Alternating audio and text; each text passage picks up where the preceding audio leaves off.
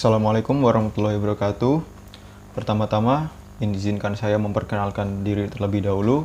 Saya Muhammad Haidar Raffi, NIM D 400190148, praktikan dari Praktikum Mesin Listrik kelas H. Pada kesempatan kali ini, saya akan mempresentasikan tugas besar dari Praktikum Mesin Listrik. Yang kali ini akan saya bahas adalah mengenai motor PMSM atau Permanen Magnet Synchronous Motor.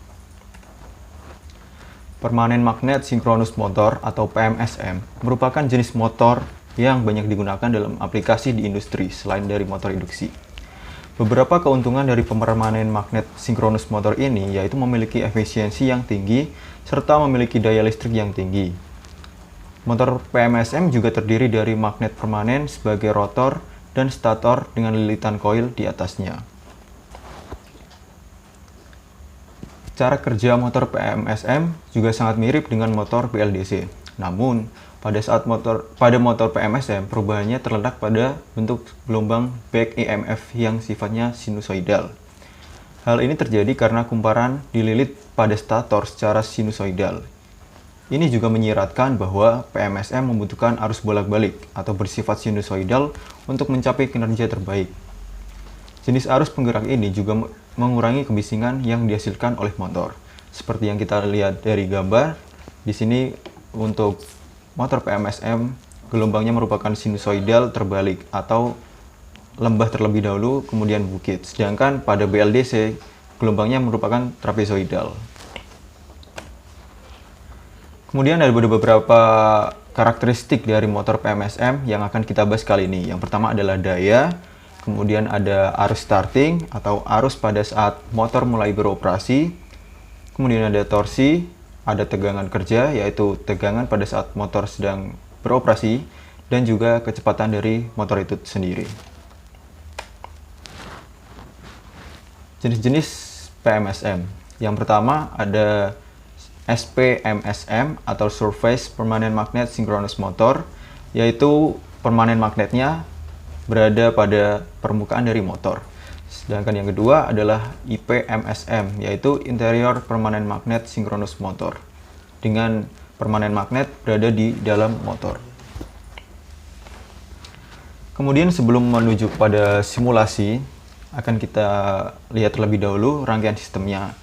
Rangkaian sistem di sini terdiri dari beberapa komponen seperti 3-phase diode rectifier, kemudian ada braking chopper, ada 3-phase inverter, kemudian ada speed controller dengan speed reference, ada vector controller, juga tentunya ada motor PMSM, dan yang terakhir ada position sensor untuk mendeteksi posisi rotor. Baik, selanjutnya kita akan menuju pada simulasi rangkaian PMSM pada software MATLAB. Jadi seperti ini untuk rangkaian motor PMSM ada pada software MATLAB kali ini yang akan kita bahas.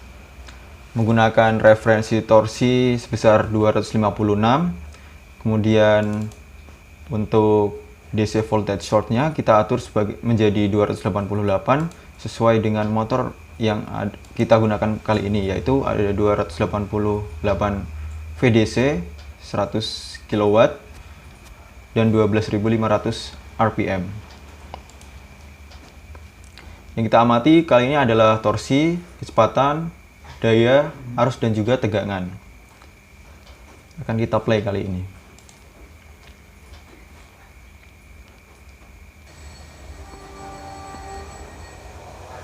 Baik, setelah kita run, bisa kita lihat pada beberapa scoop yang ada di sini. Yang pertama kita lihat terlebih dahulu ada torsi dari motor. Jadi torsinya akan seperti ini untuk grafiknya. Pada saat starting ada pada angka 250 sekian, kemudian seiring berjalannya waktu akan mulai turun. Selanjutnya kita lihat pada kecepatan motornya atau pada speed. Pada saat starting tentunya motor berkecepatan 0, kemudian akan perlahan naik dan lama-kelamaan akan mulai stabil di angka 12.000 sekian. Kemudian untuk daya bisa kita amati Pada saat starting akan terjadi lonjakan, kemudian lambat laun akan mulai stabil. Lalu pada arus, kita amati untuk arus 3 fasa. Pada saat starting juga terjadi lonjakan, kemudian lambat laun juga akan mulai stabil. Begitu pula pada tegangan dari motor, kita lihat. Pada saat starting masih 0, kemudian ada lonjakan, namun kemudian setelah starting tegangannya sudah mulai stabil dan motor pun bekerja dengan normal.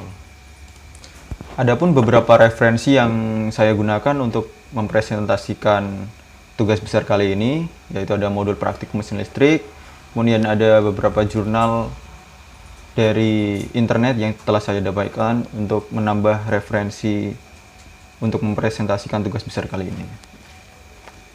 Mungkin hanya itu yang dapat saya sampaikan. Kurang lebihnya mohon maaf. Terima kasih atas perhatiannya. Wassalamualaikum warahmatullahi wabarakatuh.